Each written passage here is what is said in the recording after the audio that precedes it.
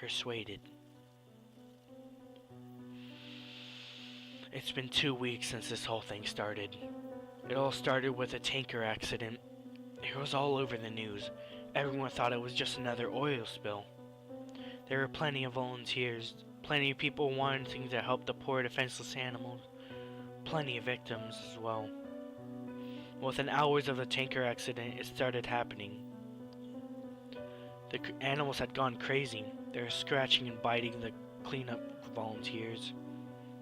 They said it was an adverse effect to whatever was in the tanker. Rescue workers were still trying to get the crew out of the ship. They could hear screaming inside, screams to open the doors. But that's when it all went to hell, as soon as they cut the door out. There was 6 minutes of broadcast before it went silent. 6 minutes of screaming and agony. The ship crew attacked the rescue workers like rabid baboons, breaking bones and tearing flesh. The people on the shore weren't faring any better. Those that had been attacked by the animals were attacking everyone else. It was worse than any war zone report. It was sheer brutality. And yet the broadcast still went on for 6 minutes. 6 minutes and then blank faces. Nobody could explain what was happening. They tried to continue with their regular news. The economy, the weather, a cute human interest story.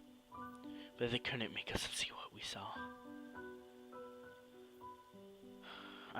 I tried to continue with my regular existence, but every time I switched on the news or walked by a newsstand, it was there.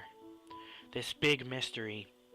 They had some explanations, some kind of infection, brain parasites, but it didn't matter. It wasn't an infection we were afraid of. It was them.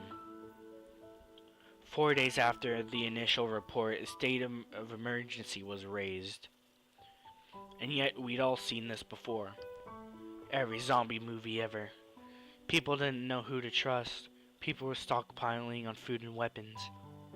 Some tried to flee, but it seems every zombie movie goes right. They didn't make it. 3 days later, they arrived in my town. I expected moans, shuffling corpses, dismemberment, but that's where the movies lied. They ran through the streets screaming. I remember running to my front door as fast as I could, locking, barricading, doing anything to make sure it would stay shut. And then I headed for the window. I was on the second story and I could see the carnage. They were unstoppable. They were aware. A group of them made their way through a building across the street. They jumped straight through plate glass windows. Even the shards slicing through them made no difference. They just kept coming. My barricade wasn't going to hold. I rushed around my flat, grabbing supplies and jamming them into the most secure room of the flat. I went back for one last look across the street, and I wish I hadn't. It was a second-story window. My face met one of theirs. They knew where I was. I quickly dashed into the room and locked the door. I don't have any kind of panic room or a secured basement, so the safest place I could think of was my bathroom.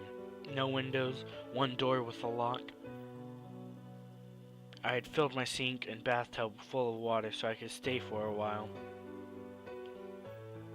So I sat there in a dark room with the distant screams in my ears.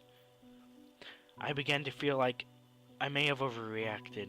It had been 2 hours and no sign of them. It actually got quieter and I thought they had moved on. Maybe I could leave the room, get to the kitchen, grab more food to wait out. A crash came from the front door. The sound of someone running full force into the door and knocking down the barrier behind it.